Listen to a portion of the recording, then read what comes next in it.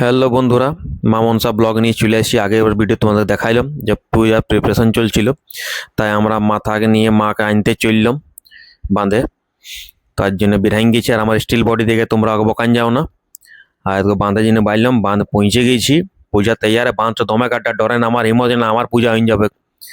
তাই ওই জন্য এত মগ নিয়ে মার এমনি ডুবকি কে কে লাগাইছে, আমরা ডুবকি যে লাগাইছে বলবে হাসো না। আর এদিকে আমার বউ, আমার এডিটার, আমার ফটোগ্রাফার সব কিছু বলছে আমি ভিডিওটা আইসে এলি, নাহলে আমার নাম হবে নাই। আর আমার কাকাকে নিয়ে এসেছি।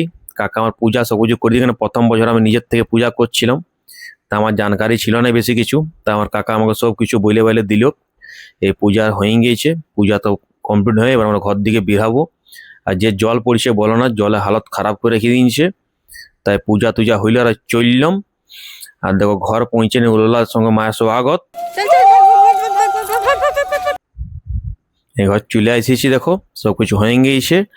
আর ভিডিওটা ভালো লাগলে তোমরা জানোই তোমাদের কি করতে হবে। এবার আগের পূজার ভিডিওর জন্য ভিডিওটা তো তোমরা বনে থাকবে এমনি আমার সঙ্গে। চলো আগে তোমার সঙ্গে দেখা হয়েছে।